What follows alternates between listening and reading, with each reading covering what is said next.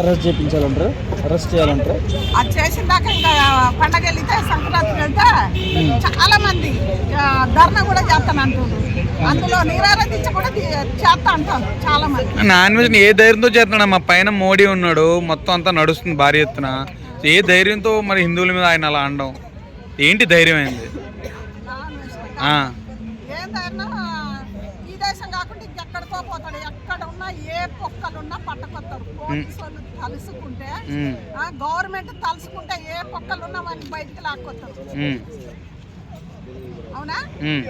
మన అప్పుడు మనోళ్ళు పోయి అక్కడ పార్కులలో కాశ్మీర్ ఎక్కడ సంపేత మోడీ ఊకుండా తీసుకొచ్చాను.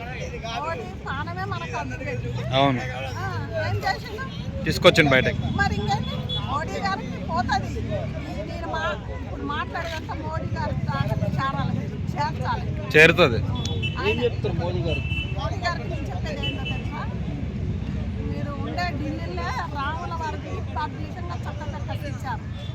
మీరు పొద్దున్న రాముడిని కొలిసేటోళ్ళు, మీరు బీజేపీ వాడిని ఎక్కడున్నా పట్టకొచ్చి వాడిని శిక్షించాలి. ఇంకొకడు కూడా ఇవాళ ఈయనన్నాడు, రేపు వేరే వాళ్ళు కూడా అనొచ్చు, వేరే పార్టీ అనొచ్చు, వేరే క్యాస్ట్ వాళ్ళు కూడా అనొచ్చు.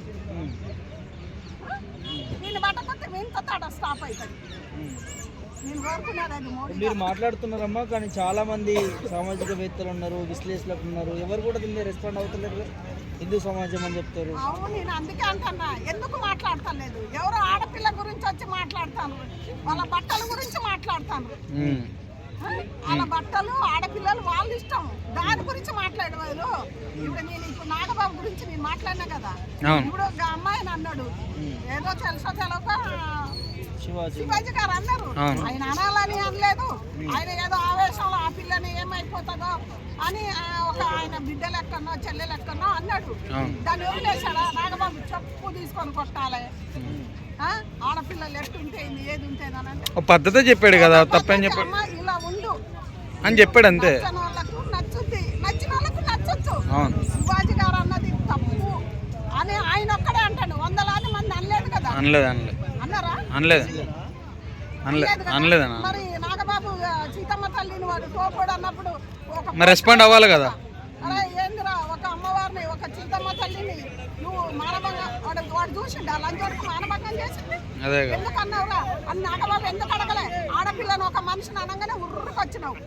నాగబాబు ఈనాలే ఆలోచించాలి. డిప్యూటీ సీఎం పవన్ కళ్యాణ్ కూడా సనాతన ధర్మం అంటాడు కదా, మరి ఆయన ఆయన కూడా స్పందించాలి. ఆయన సనాతన ధర్మం ఏంటి, ఆయన దేవుళ్ళ గురించి ఆయన మంచి ఇదని చూసినప్పుడు అనుకుంటాం. ఆయన పద్ధతి కానీ వాళ్ళ భార్య కానీ ఆమె వేరే ఫారినర్ అయినా సారీ వేసుకుంటుంది ఆమె, ఎంత పద్ధతితో ఉన్నది. పిల్లలైన ఎంత పద్ధతితో ఉన్నాడు. నాగబాబు వాళ్ళని చూసన్నా నేర్చుకోవాలి. నాగబాబుకు మాట్లాడకుండా కూర్చుకొని ఉండమను, అంతేగాని నాగబాబు వాళ్ళని చెప్పు తీసుకొని కొట్టి ఇంకా పోస్టులు పెడతానే ఉన్నావు. ఎందుకయ్యా పెట్టేది? మాట్లాడే తరీక రాదు. మాట్లాడే నువ్వు ఉండేది ఇక్కడ కదా, మన ఇక్కడ ఏది ఇక్కడ హైదరాబాద్, మన మొత్తం తెలంగాణ గడ్డలే ఉంటున్నావు కదా. తెలంగాణ గడ్డలు ఉన్నప్పుడు నువ్వు ఒక అమ్మవారిని అన్నప్పుడు ఎందుకు స్పందించలేదు? అక్కడ ఒక ఆడపిల్ల కోసం వచ్చినావు నువ్వు ఇంతమంది ఉన్నాం కానీ పెద్దరికం ఎక్కడుంది? అక్కడ నువ్వు ఆడపిల్ల గురించి వచ్చినావు, నీ పెద్దరికం ఆడింది చెప్పు. నువ్వు పవన్ కళ్యాణ్ కానీ చిరంజీవి గారు కానీ అభిమానం మేము వాళ్ళ వాళ్ళు ఇట్లాంటి సీపు చక్క చేయడు, సీపులు అంటే రాడు. అవును, ఇది ఒక్కటి. అది మైండ్ పెట్టుకోవాలి. మా అన్న ఎట్లుంటాడు, మా తమ్ముడు ఎట్లుంటాడు. నేను వచ్చి నీ బిడ్డ, ఆయన బిడ్డనైతే ఎవరు అనలే కదా. ఎందుకు వచ్చాడు? అమ్మవారి గురించి మాట్లాడవాను అంటే తర్వాత బిడ్డ మీదకి వస్తుందనేమో వచ్చిందేమో. బిడ్డ మీదకి వస్తుందేమంటే ఈయన మీద అభిమానంతో అదే గ్లామర్ వరల్డ్ ఉంది కదా ఆ పిల్ల కూడా. గ్లామర్ వాళ్ళు ఉన్న అమ్మాయి కూడా అంత బాగానే ఉంటది డ్రెస్సింగ్. మన అనొద్దు అమ్మాయిని కూడా, డ్రెస్సింగ్ బాగానే ఉంది. అనుసూయ కోసం ఈయన ఎందుకు పరుచుకొచ్చిందో, అమ్మవారిని అంటే మరి ఎందుకు మూసుకొని ఉన్నాడో అది మాకు తెలియదు.